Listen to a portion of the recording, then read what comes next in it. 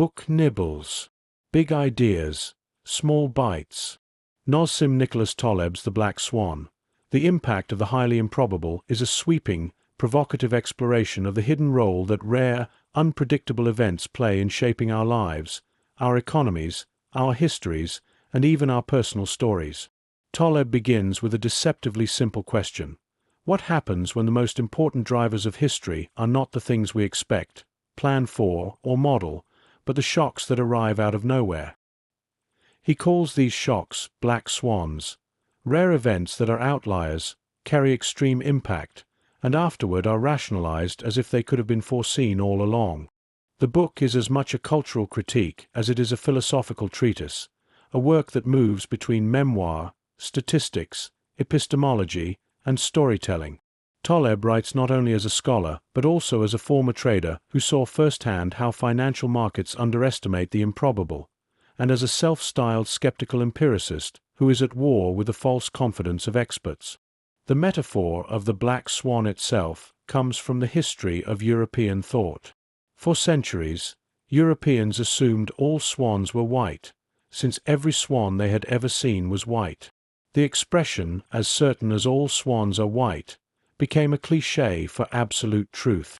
Then, in the late 17th century, explorers in Australia saw black swans. The sight of just one shattered thousands of years of certainty. Taleb uses this image to capture the way our minds and institutions are built on inductive reasoning, assuming the future will look like the past, yet are shattered when something radically unexpected occurs. One event can upend everything, just as one black swan could collapse centuries of assumed knowledge. Taleb explains that black swans are not merely random surprises. They meet three criteria. First, they lie outside the realm of regular expectations. Our models, our history, our reasoning cannot predict them easily. Second, they carry enormous impact, far greater than ordinary events. Third, once they happen, humans insist on explaining them in hindsight, inventing stories that make them seem less random and more predictable than they really were. This hindsight bias, Taleb argues, is one of the great distortions of human thinking. We fool ourselves into believing we understood something all along, when in fact we were blind to it. He illustrates this with history. The First World War, for instance, was sparked by the assassination of Archduke Franz Ferdinand in Sarajevo, an event no one expected to trigger a global catastrophe. Few predicted that such a seemingly local spark would explode into a war that reshaped Europe, destroyed empires, and laid the groundwork for the 20th century. The September 11th terrorist attacks were another black swan, unimaginable to most Americans, yet in hindsight, analysts pored over intelligence reports and said the signs were all there. The rise of the Internet, the fall of the Soviet Union, the global financial crisis of 2008, all of these were black swans. In each case, the majority of experts and ordinary people did not see them coming, yet after the fact, they were explained away as if inevitable. Taleb is particularly scathing toward the culture of prediction. Economists, financial analysts, political forecasters. He groups them together as experts who offer confident projections about the future, yet consistently fail when confronted with black swans. He argues that their models are built on fragile assumptions. They rely on what he calls mediocriston, a domain where things follow predictable patterns, like human height or calorie consumption. In mediocriston, deviations are small. If you average the heights of 1,000 people, one very tall person will not distort the average. But Taleb insists that much of modern life, finance, technology, culture, history, exists in extremiston, where one outlier can overwhelm everything. In extremiston, one book like Harry Potter can sell more copies than all other books combined. One investor like Warren Buffett can outperform thousands. One stock market crash can erase decades of steady gains. The problem is that experts often apply mediocriston models to extremiston realities, creating a dangerous illusion of safety. He illustrates the fragility of prediction with the famous turkey problem. Imagine a turkey fed every day by a farmer. Each day confirms the turkey's belief that the farmer is benevolent and life is secure.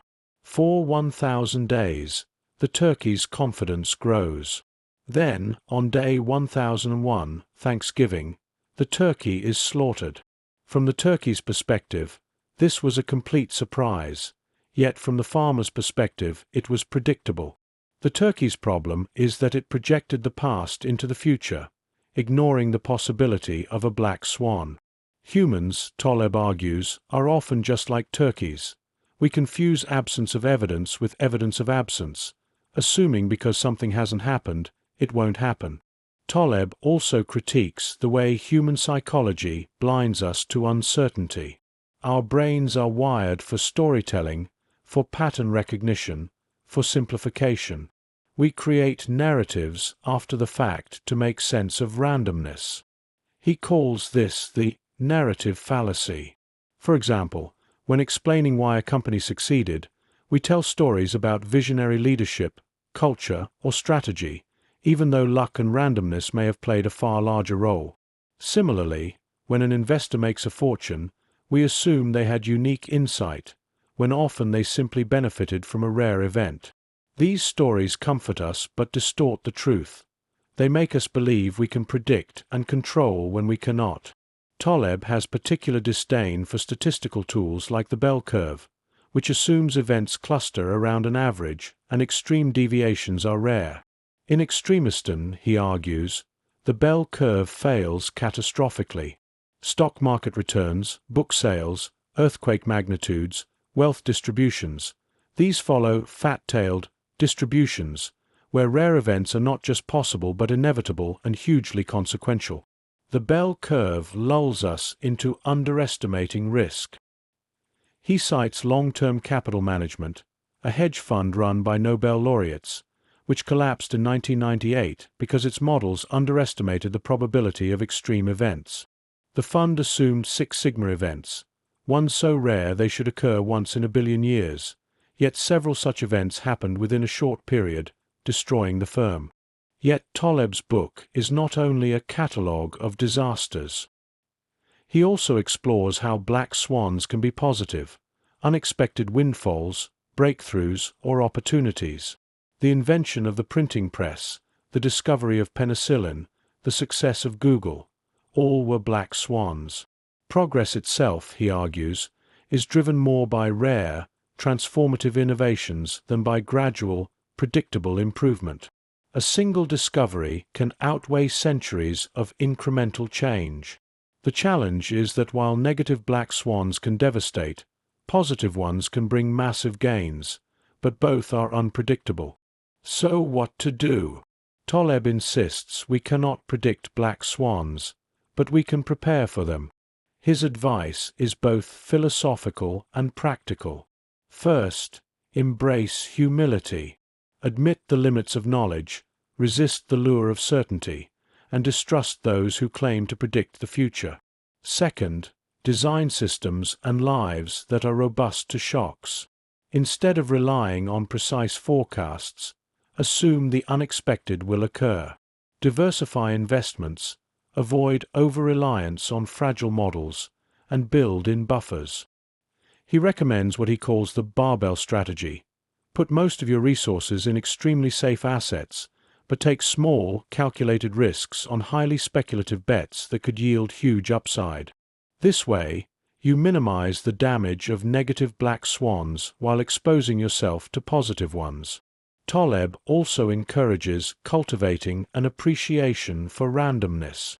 Rather than fearing uncertainty, he suggests seeing it as a source of possibility.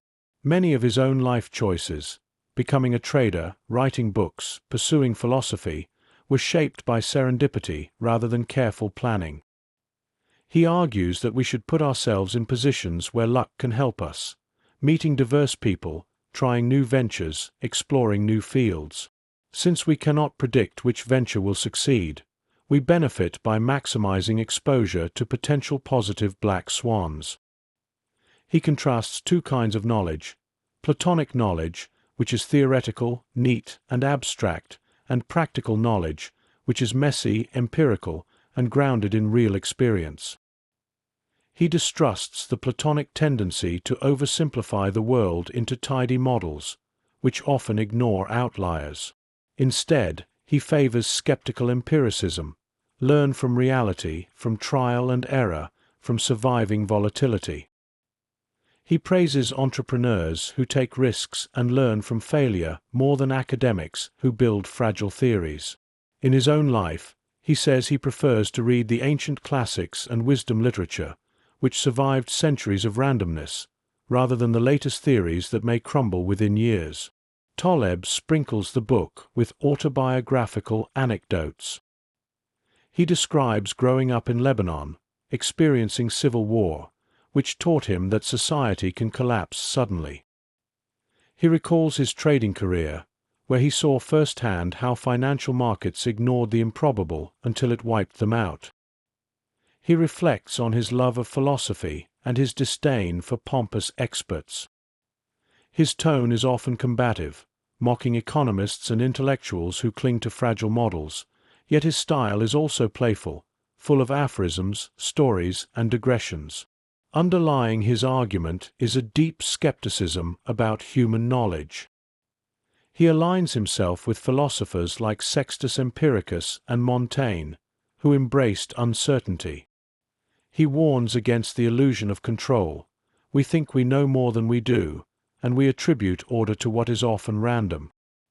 He distinguishes between what is known knowns, things we know, known unknowns, things we don't know, and the far larger category of unknown unknowns, things we don't even realize we don't know. Black swans live in that last category. The implications are profound.